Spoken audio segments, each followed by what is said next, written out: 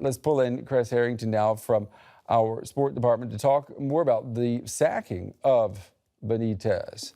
So, yes, I mean, he wasn't in the job even a year. Not 7 up, 7 out. What is that? Basically. Like the shelf life of bananas in soccer, Yeah, right? right. Very short, very short. No patience at all from the board or the president, Florentino Perez. Now, after that beatdown they suffered to Barcelona, the president came out and voiced his support of Benitez and said, hey, the board supports him and so do I. Yeah. But the problem came, after this draw to Valencia, they called an emergency meeting, and it was no big surprise because the board and the president himself, they demand victory. They want to fill all those vacancies in their trophy case. That's a must. And it's not a big surprise that the president kind of went back on his word. We saw the same thing happen to Carlo Ancelotti. Yeah. He was under pressure. The support was voiced, and then he was sacked as well. So there's no big shocker right there. A lot of pressure to bring home hardware when you're the head guy at Real Madrid. Okay, and of course that pressure is now on Zidane. Can he deliver? Is this a good move? Well, you look at him as a player. He ended his career at Real Madrid. He won the Champions League, and he also won the Champions League as the assistant manager under Carlo Ancelotti. So I think that's a good move.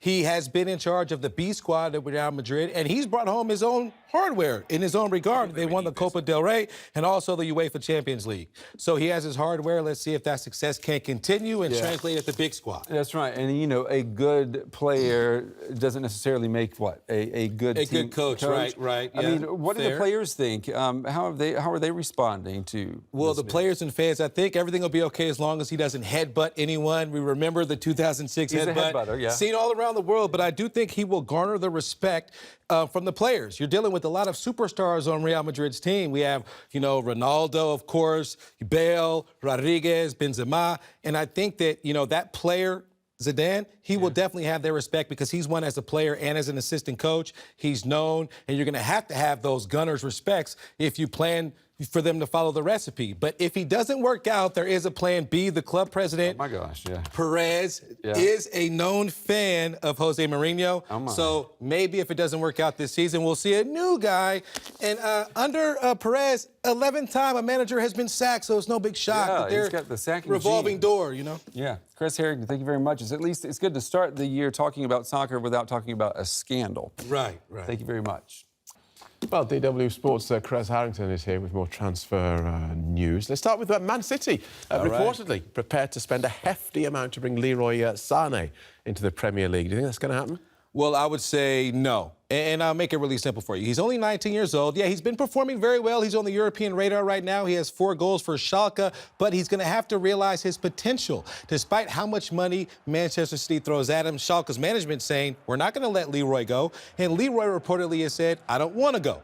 And then in terms of playing, reaching his potential for Manchester City, that midfield is stacked with superstars already. Kevin De Bruyne, Raheem Sterling, Silva, where will he fit in? He'll have to fight for playing time. And he's not in that situation right now at Schalke. So, my instinct tells me he'll stay put because he's going to have to develop into the player we all believe he can be. And you see that a lot in the Premier League, actually. You see them spending lots on getting players in and then having to just sat on the bench. Right, yeah, they have a lot of money. They have the TV deal, they have that's due to kick in soon. And then Manchester City specifically has a lot of Asian investment. So they have a lot of money to play around with. So they can definitely, raise the ante when they need to attract players. Jonas Hoffmann swapped to Borussia's. He's gone from Dortmund to Mönchengladbach. Well, what do you make of that? Well, it's about playing time. If you're not playing, you're not going to, perform, in other words. And right now at BVB, he just returned to BVB after a stint at Mainz. He did fairly well at Mainz. He scored 3 goals in 6 games. Then he tore a ligament in his knee.